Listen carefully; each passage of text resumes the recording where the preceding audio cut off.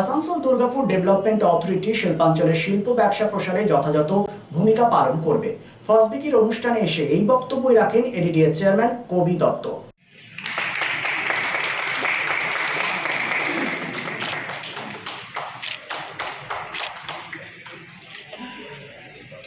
এবং শিল্পপতি যারা রয়েছে তাদের সাথে কথা বলে বুঝতে পারছি, তারা বলছেন এডিডিএ চেয়ারম্যান যখন থেকে কবি দত্ত হয়েছে আমাদের বিজনেস করাটা অনেক সহজ হয়ে গেছে। বিভিন্ন সুযোগ সুবিধাগুলো কবিরা খুব দ্রুততার সাথে সমস্যাগুলো সমাধান করছে।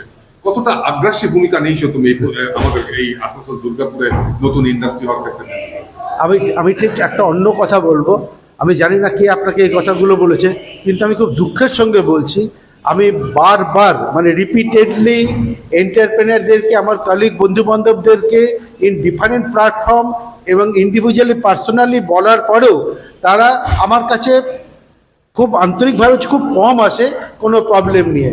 তারা চায় তাদের পুরনো গতানুগতিক যে পদ্ধতি, অফিসে গিয়ে ডিডির অফিসে গিয়ে যে পদ্ধতিটা আমি আপনাকে এখানে মাইকে বলতে পারবো না, তারা সেই পদ্ধতিটাই অনুসরণ করে।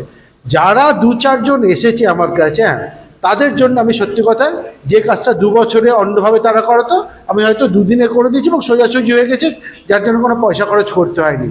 কিন্তু আমি আশা করবো আপনাদের তো, আমি আবারও মেসেজ দিচ্ছি, প্লিজ একটা আমরা নিয়মটা সরলীকরণ করেছো। নিয়ম তো সরলীকরণ ছিল, সেটাকে ইমপ্লিমেন্টেশনটা, কিন্তু সেটা তো সবাই চাইতে হবে। শুধু আমি একা বা আমার অফিস কলিগরা চাইলে হবে না।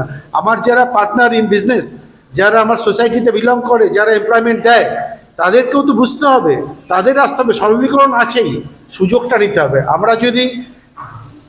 আমরা যদি ইজি রাস্তাটা ধরি, যে হ্যাবিটটা এরকম হয়ে যায় যে আমরা একটা কোনো কাজ করব, তার জন্য কাউকে 2 টাকা দেবো, তা তো সেই হ্যাবিটটাই রয়ে যাবে। চেঞ্জিং কেন দেবো না? আমরা তার আগে কাজটা করি, ভালো করে কাজটা করি। আপনাদের থ্রুতে আমাদের বিয়ে যে সবাই আসুন, ভালোভাবে পরিবেশ ঠিক রেখে আমরা সুন্দরভাবে কাজগুলো খুব তাড়াতাড়ি করে। ইয়েস, এডিডি আগের থেকে অনেক চেঞ্জ হয়েছে, এটুকু আমি বলতে পারি। লাস্ট প্রশ্নটা, ফসবিকির রোলটা কিরকম দেখছো তুমি এই আমাদের এই শিল্পাঞ্চলে? সদার্থক, পজিটিভ অ্যান্ড সদার্থক, যেরকম হওয়া উচিত, আরো ভালো।